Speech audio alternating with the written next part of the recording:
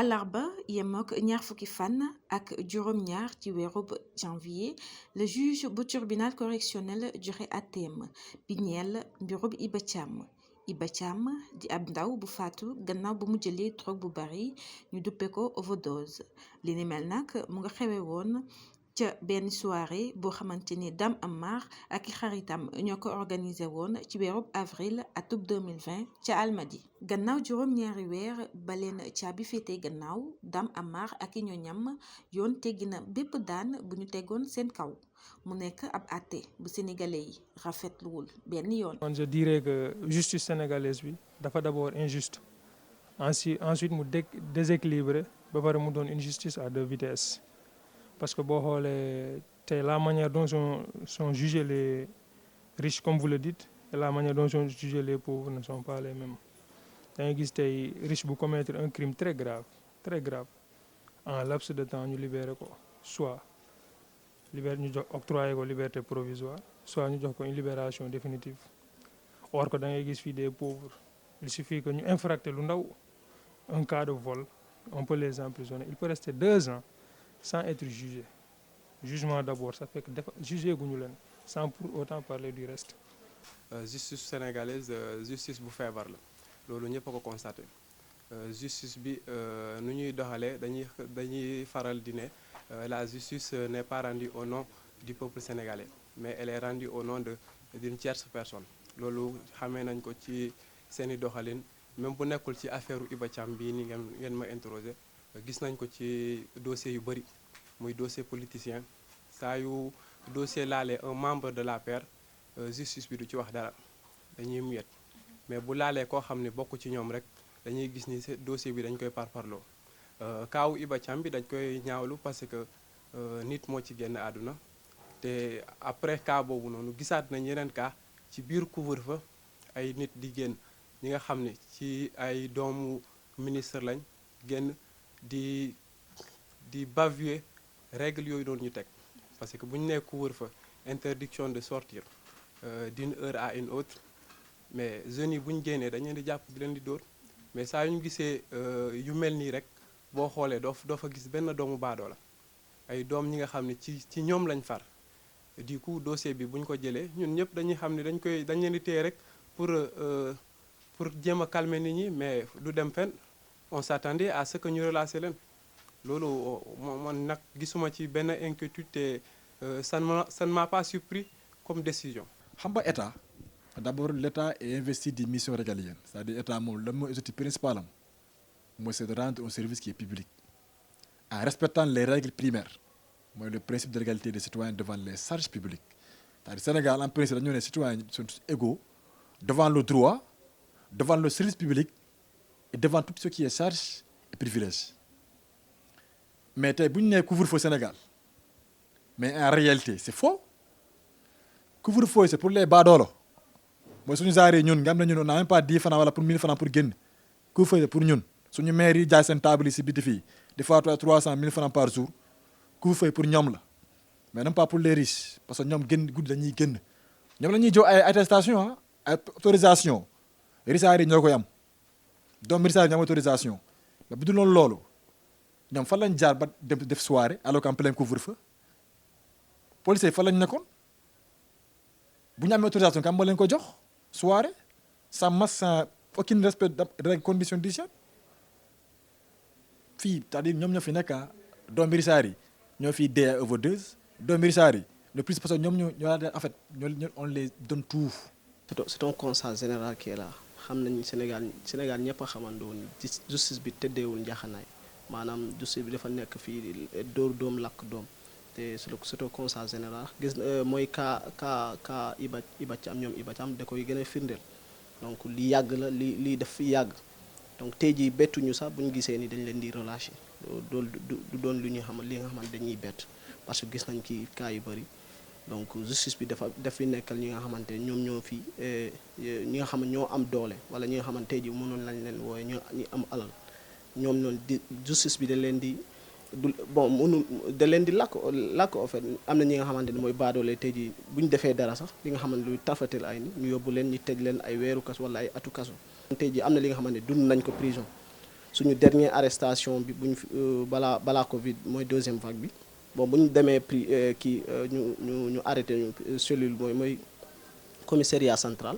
am na benn famille bi nga xamante ne ñëwoon na fa bon famille dañ leen jàppee ngir yamba famille lëmm lañ jàpp indi leen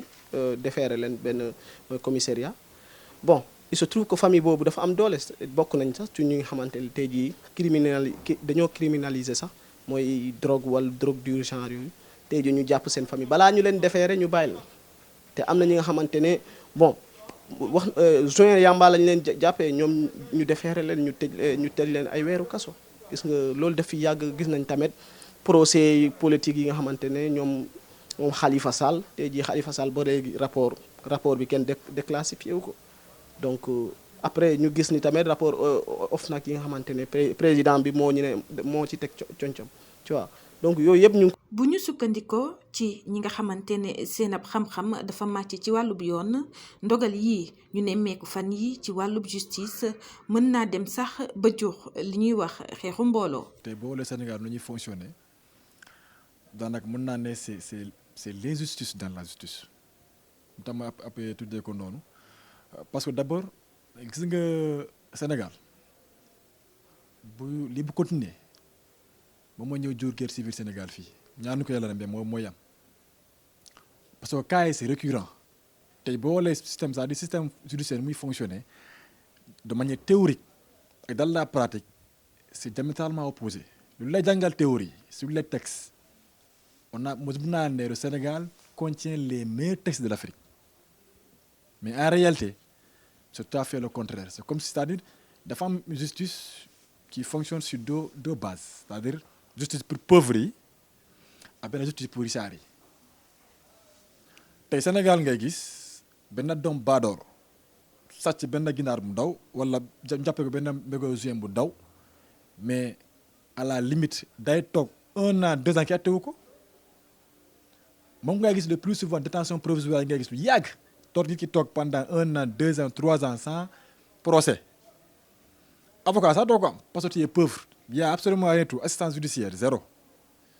c'est-à-dire dañ di yóbbu prison denc leen fa dans des conditions misérables ñu fàtte leen parce que la simple raison mooy ils sont des pauvres dañoo doon ay baadoor. bon dina jur ay conséquences parce que dina indi un révoltement juridique très grave parce que ceux qui étudient le droit ici ne sont pas tous des riches. Il y a des pauvres comme moi qui étudient le droit, comme notre cher Midou qui étudie le droit. Conséquence yi mu mën a jur mooy ñun on va se révolter te dina doon révolte juridique parce que ñëpp a war a yem principe d'égalité constitution moo ko njëkk a garantir loo xam ne ça a été transposé par la déclaration des droits de l'homme et des citoyens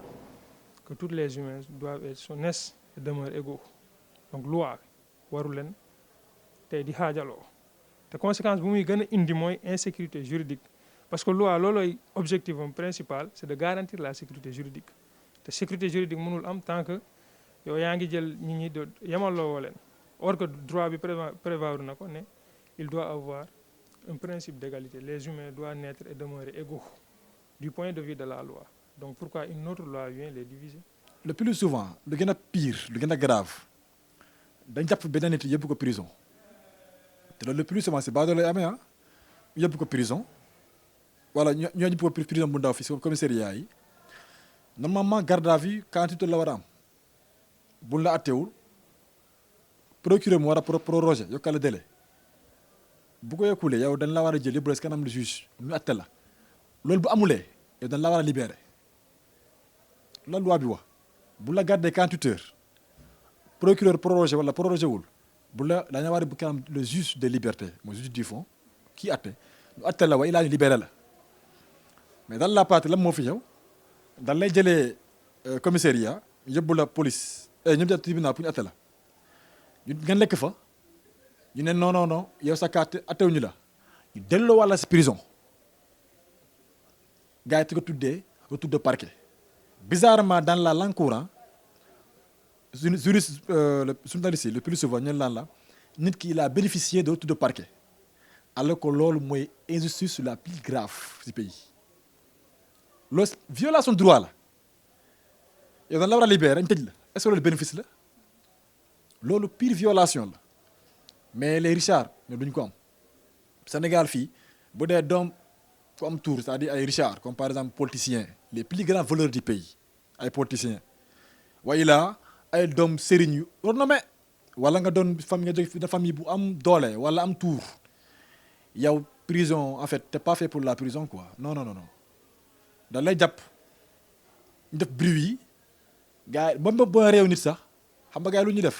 dañ dem créer la fi benn certificat médical naan noo kii andro sagom quoi c'est un malade mental wala fan la jógee dafa amoon fii kayit bi fi ne carrément c'est un malade da ko def de manière involontaire yóbbu la fi denc la 1 jour 2 jours ñu defal liberté provisoire ñu libéré la après tu vagues à tes préoccupations nga dem alors qu'en principe wàllum crime la peine la plus petite non 5 ans la mais à la limite 10 ans 20 ans après mais donc baadoole ñoo fi def ay infraction crime wala affaire yoroon yóbbu leen prison fàtte leen fa. non loolu moom man jàpp naa ni sax réew bi nga xamante ne amul injustice kii amul justice te indi maanaam révolte moo ci mujj parce que tamit maanaam mënuñu nekk ab réew bi nga xamante ne boo sàccee sax netetu ñu tëj la ay atu kaso parce que gis nañ ko fi boo sàccee ay milliards ñu ñëw fi nga tàmbambaalu bon kenn du la def dara maanaam tu circules comme bon te semble en fait donc loolu noonu maanaam injustice day créer frustration. non fii day indi conséquence désastreuses non seulement sur le plan social day dem ba dégénérer ci ay guerre civile parce que lii nii du continuer mooy dem di créer ay guerre civile ay tensions internes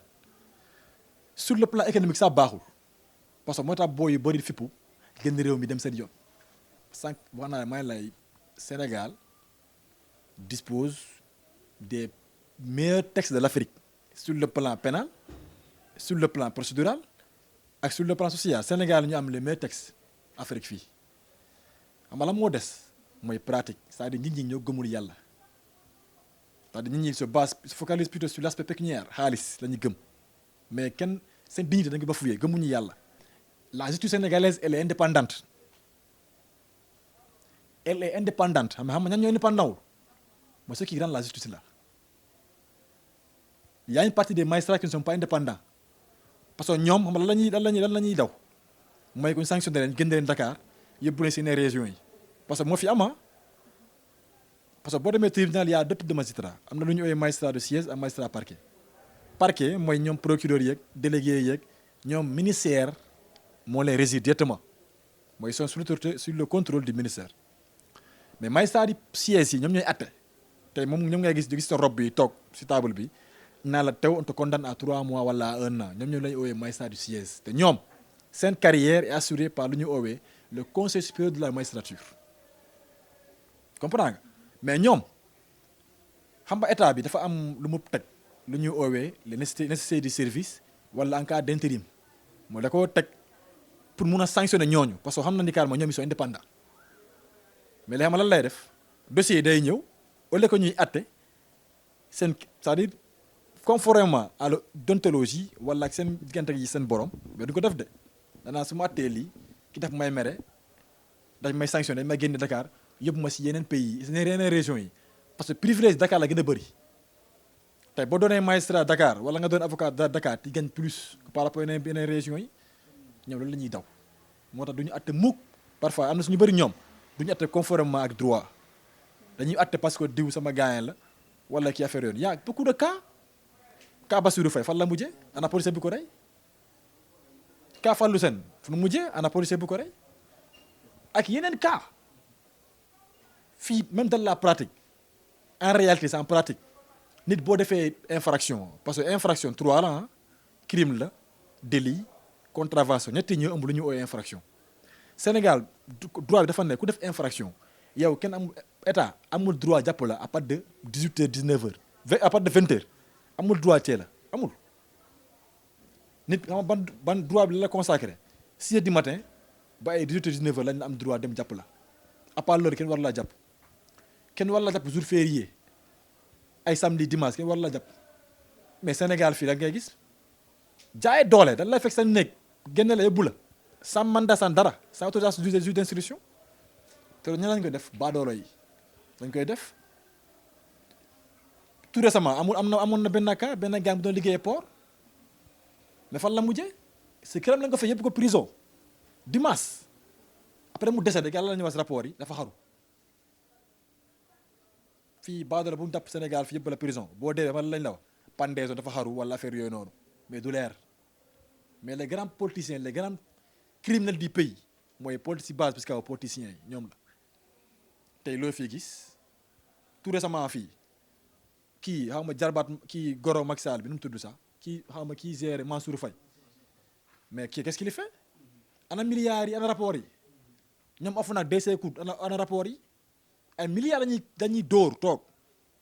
doom Macky Sall bi muy toog fee ñoom seen doom duñ jàng fii Europe la ñuy dem jàng am seen diplôme jënd ko toog ñëw fii duñu gouverner waat ay ministre Mansour Faye wala ñoom rek Ali Macky Sall bi Aliou Sall milliards ñu dóor nii doo mos a dégg procès te bu leen ooyee sax duñ dem wuyu ji danaa man du ma dem parce que man si le ministre wala si le man maay jarbaat diw wala man maay diw ak diw ak diw mais yaa mi doon baadoolo fii boo fi jàll bu dooroon léegi-léegi 5000 francs laa la wax waaye 10 000 francs dañ lay jàpp ba pare si yoon bi di la humilier di la dóor di la jouer dugal si seen oto yooyu noonu yëpp la jeel tëj la fate la mooy c'est la triste réalité du Sénégal. mais yàgg nañ ko wax la justice c'est pour les faibles loolu excusez-moi de le dire mais loolu la ñëpp remarqué justice bi fii nii c'est pour protéger ceux qui sont dans le pouvoir noot ñeneen ñi fi des loolu rek lañ ci gis.